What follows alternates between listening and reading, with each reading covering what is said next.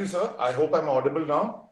Yes, yes, yes, absolutely fine. Okay. Thank you so much for having me over. And one of the primary reasons I agreed to come here is because it's like from 2009, what I've always been writing about is the threat down south, the threat of radical Islamization down south. That is one of the key aspects. Which I always felt that the narrative has been more around the Lashkar-e-Taiba, Jaish-e-Mohammed, terrorism in Kashmir, terrorism in up north basically, and the thing is, South has not seen those kind of attacks, but the kind of radicalization that has been happening here, the rise of Wahhabism, especially in Kerala. When I said that, we had an intel report back sometime in 2010 itself, which says almost 1,700 crore had been pumped in for this cause. And, the kind of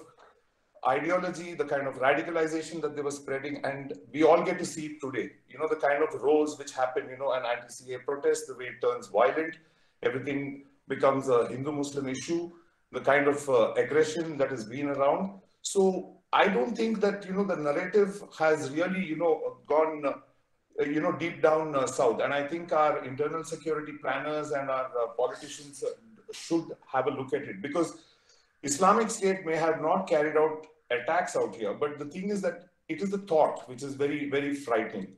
And we got to see it, when those over 20 people from Kerala just left India, and, we found them,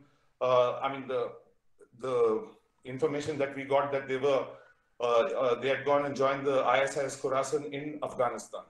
Now, that is something in our backyard. It's Islamic State is not a threat that, is restricted only to Syria or, Iraq for that matter.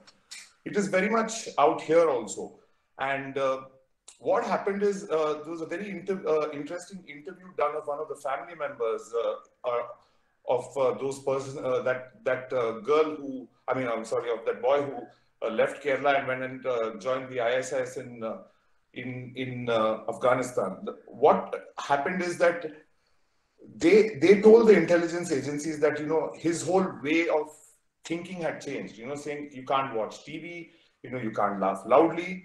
And that is the kind of thought process that starts, sinking in here in Kerala, and of course in other parts of South also. And also, if you know that the first known Islamic State case has been reported from Tamil Nadu. And back in 2014, when the Islamic State was really rising in Iraq and Syria, at that time there was this very grand picture of these 10 boys in Tamil Nadu standing with those ISIS t-shirts out there. So what happens is that you can't look at terrorism only in the way, saying that there has been this attack, X attack, Y attack, nothing of that sort. Like said, Indian Mujahideen has also carried out attacks in South. There have been attacks in Bangalore, there have been attacks in Hyderabad also.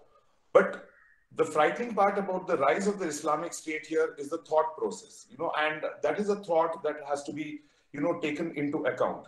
And our intelligence had, in 2015, launched a very interesting operation called as Operation Chakravyuha out there, in which they were, tracking down chats. So you see the kind of, the online radicalization which was happening, the number of people who just wanted to be in Syria, not knowing what they were going to do there, knowing very well that they were going to be treated as substandard citizens out there, but they were still willing to join. And why that interest? And so much of interest in the Islamic State at that time. So this, you have to actually track back. Islamic State has not been a problem just from 2014 onwards. It is the Wahhabis, these so-called scholars who kept coming from Saudi Arabia in large numbers, and it just went unnoticed.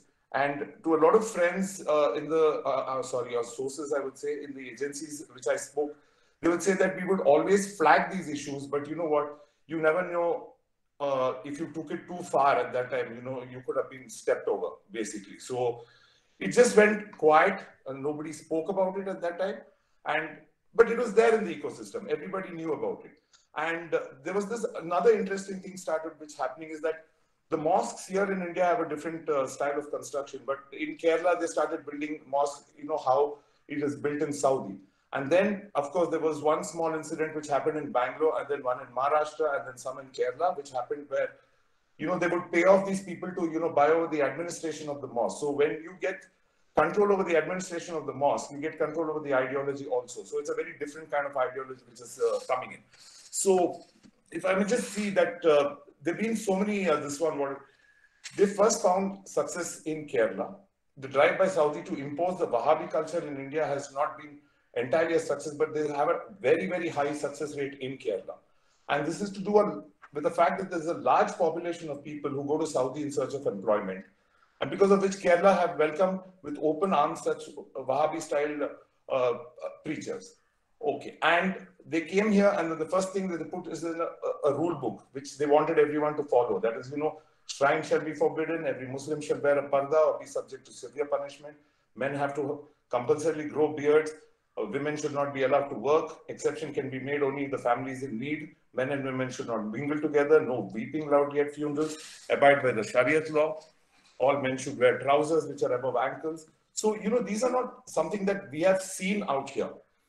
And then in the midst of this came the base movement. That is now, what our agencies call as a subsidiary of the Al-Qaeda. Now, this base movement, what they did, thing is they had these, these very minuscule blasts which were happening in Kerala. And that is, they were only targeting courts. And that was a kind of a message to say that, you can't keep our men inside. So these are small things which have been happening in the background. And I always, would say that this radicalization narrative is not only restricted to a Kashmir or a North India or a Maharashtra or something like that. It is deeply infested in South. And if you see the kind of interest that the people down South showed towards the ISIS, it itself is very, very alarming, I would say. And I would still say that there is not enough being done about it. They have to run many more de-radicalization camps. Now, there is this row which is happening in Karnataka. Everything can just spiral out of control. And there's a very, very deeply infested ecosystem that is working out here, which, we need to really, look after, take care of, and have more of a national narrative. And these are not things that should be just coming out during the elections. It's very, very deeply infested. So as I would, just say that if this is going to spiral out a little more out of control, then it can get very, very chaotic. And I always maintain one thing is that this ideological terrorist is definitely more dangerous than the one who's, planting bombs, because there's absolutely no intelligence. There are people of a certain community who get together, they plan things. It's basically what is happening, I see in this terms of, radicalization down South, is that there is a mindset which they're trying to change. It's a different mindset, basically. And if that starts setting in, I don't know if you all remember that very troubling story that had come out, from Kerala at that time, when they said that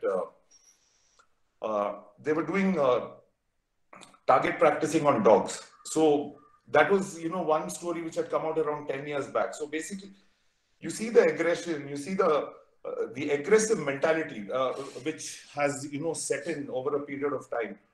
And there's many talks that I've, had with Abhinavji, my friend. Basically, we discussed this in detail, in depth. So I would again, just come to the same point, is that, it is this mindset which needs to, change within the people there, because it's very, very fast spreading. Like something that happens down South can suddenly reach North.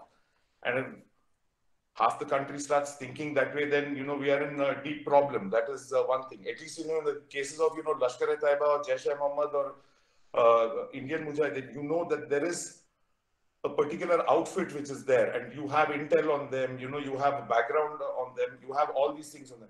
What do you do if the mentality of the society starts changing? And this is what both Wahhabism as well as Islamic State has very, very successfully managed to do. So that's how I would like to conclude it. And I would just like to tell the speakers that I'm better off writing than speaking. So I would like to really make it short. Thank you so much.